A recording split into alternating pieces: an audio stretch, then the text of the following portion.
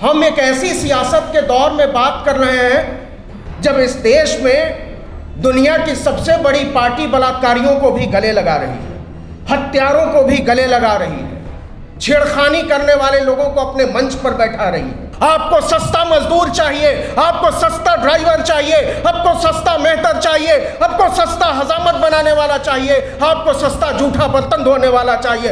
इसलिए आप बेचना चाहते हैं हर एक चीज को, इसलिए आप हमको पढ़ने से रोकना चाहते हैं, इसलिए आप हमको नौकरी करने से रोकना चाहते हैं, और इसलिए आप चाहते हैं कि हमको इस हॉल की बजाय इस हॉल के बाहर खड़ा कर दिया जाए। कि जिस दौर में इस देश का नौजवान सड़कों पर है, जिस दौर में इस देश का मजदूर सड़कों पर है, जिस दौर में इस देश का किसान 1 साल तक आंदोलन चलाता है, और आप कहते हैं विकास हो रहा है।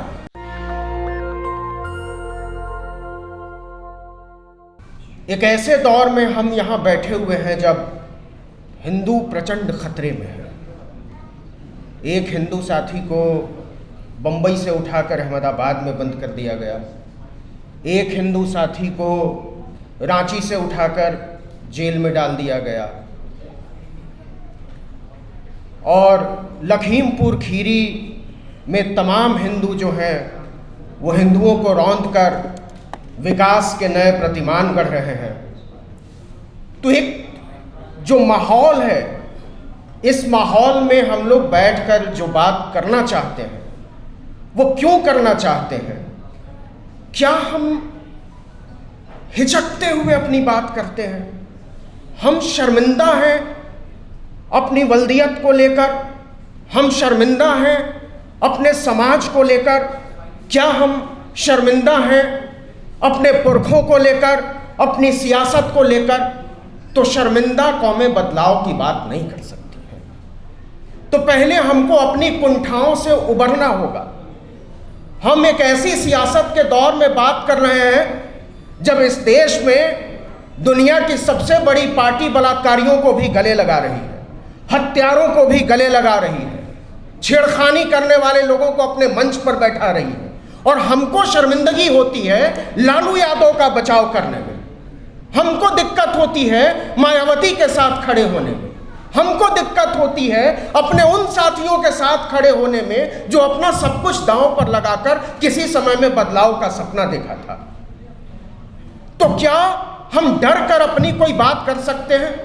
अभी 2 दिन पहले एक रिपोर्ट आई है, और वो रिपोर्ट ये कहती है कि देश की तीसरी बेहतरीन यूनिवर्सिटी, बल्कि दूसरी बेहतरीन यूनिवर्सिटी जेएनयू के बाद जामिया मिलिया इस्लामिया का फंड 15% घटा दिया गया।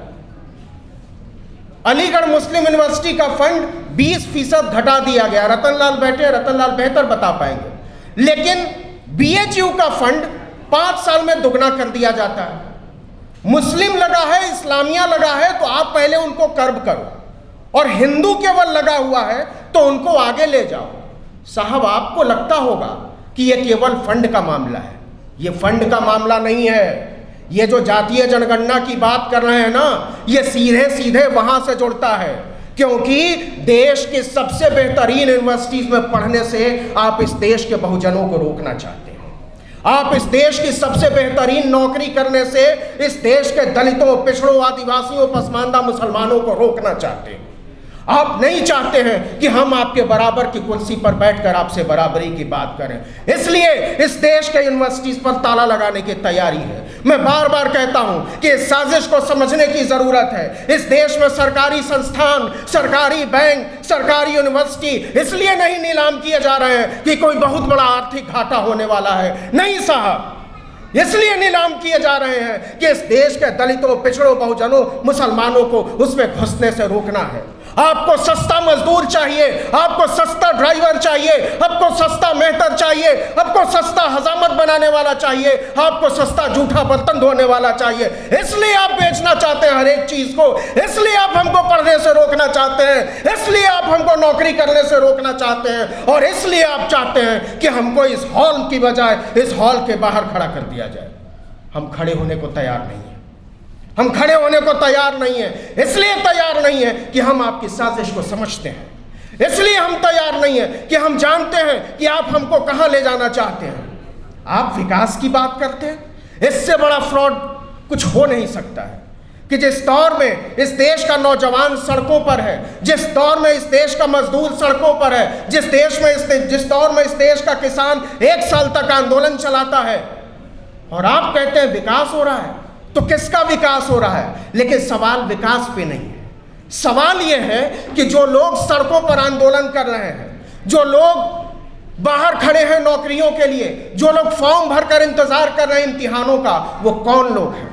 इस देश में एक सर्वे होना चाहिए, बिल्कुल होनी चाहिए जातीय जनगणना। और जातीय जनगणना इसलिए होनी चाहिए कि यह तय होना चाहिए कि हमारी हिस्सेदारी 50% है कि 75% है, और तब हम मांगेंगे 75% रिजर्वेशन, तब हम मांगेंगे 90% रिजर्वेशन। यह नहीं हो सकता कि इस देश में 10% लोग तमाम पदों पर काबिज हों और आप कहें कि हम आपको 50% पर समेट देना चाहते हैं। बिहार में तमाम सेंट्रल यूनिवर्सिटीज में PhD के एडमिशन में जो धांधली हुई है, जिस तरीके का घपला हुआ है, जिस तरीके से मेरिट लिस्ट के नाम पर पिछड़ों को रोका गया है दाखिले से, इस कॉन्स्पिरेसी को समझा जाना चाहिए। यह षड्यंत्र मेरे खिलाफ ही नहीं है, यह षड्यंत्र आपके खिलाफ नहीं है, यह षड्यंत्र उन तमाम आवाज़ों के खिलाफ है जो आने वाले दिनों में हमारे हक की आवाज़ उठाने वाली है। इसलिए मेरे दोस्त, मैं इसलिए ये बात बार बार कहना चाहता हूं और पुरजोरी के साथ कहना चाहता हूं कि हम सब इस षड्यंत्र को समझें। जातीय जनगणना की जरूरत, इससे पहले एक सोशियो इकोनॉमिक सेंसस हुआ था, लगभग 400 करोड़ रुपए पिछली सरकार ने खर्च कर दिए। सामाजिक न्याय और अधिकारिता मंत्रालय के पास वो रिपोर्ट पड़ी, हम तो कहते हैं उसी को पब्लिक कर दीजिए, उसी को सामने रख दीजिए। एक रिपोर्ट पड़ी हुई है 7 लाख लोगों पर, वो रिपोर्ट हमारे सामने कर दीजिए और तय हो जाएगा कि इस देश में किसकी आबादी कितनी है। यह तय होना बहुत जरूरी है। इसलिए जरूरी है कि इस देश में अंसल बंधुओं की जमानत होती है, उनको छोड़ा जाता है उनकी उम्र का लिहाज करके। लेकिन लालू प्रसाद यादव को आप इसलिए नहीं छोड़ेंगे क्योंकि आपके इरादे साफ हैं।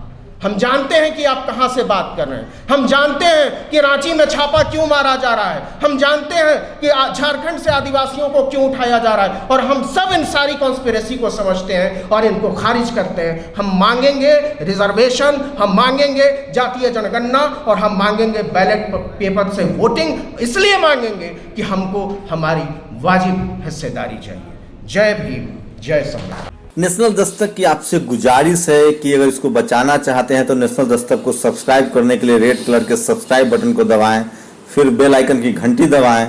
नेशनल दस्तक को बचाने के लिए बहुत जरूरी है कि हर खबर को शेयर करें, लाइक करें, कमेंट जरूर करें।